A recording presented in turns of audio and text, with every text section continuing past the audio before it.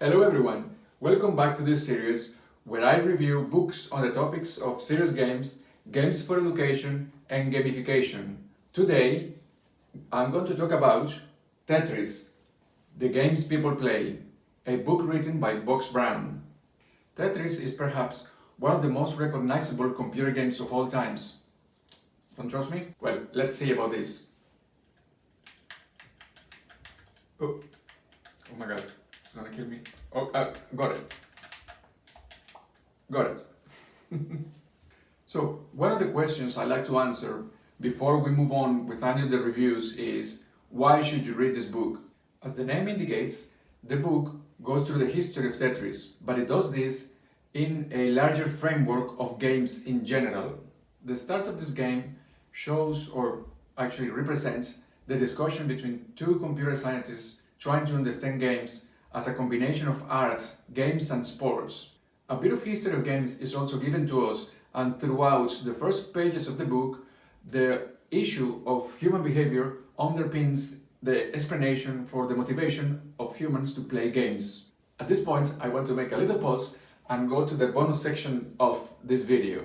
On top of showing reviews on books about games, I also want to share with you tips on practical tools for creating games. And today's tip is MIT's free resources on game development. First, we have the MIT course Introduction to Game Design and Design and Development of Games for Learning. These courses are completely free in edX and they have amazing, huge amounts of information that you can use.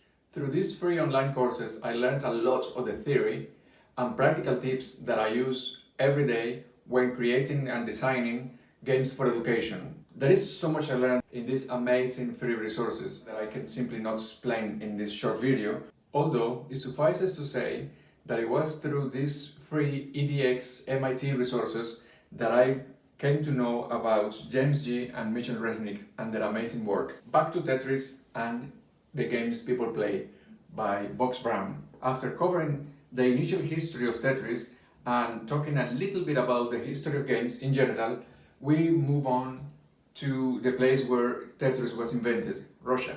And here, I invite you to think, as a designer and developer of games for education, not only about the player, but the whole network that exists around the game that you are designing. Tetris was designed, developed, and distributed during a very challenging periods in our history. While those conditions may not exist presently, games for education still require a lot of thinking and consideration in order to get them from zero, from idea, all the way to the classroom. I invite you to read this book and to let me know if you are able to apply the learnings from this book into your games for education, serious games and gamification products. I also ask you to like and share the video if you liked it, also to leave your thoughts and comments in the comments section. Once again, my name is Eric. Thanks for watching and until the next book review. Bye.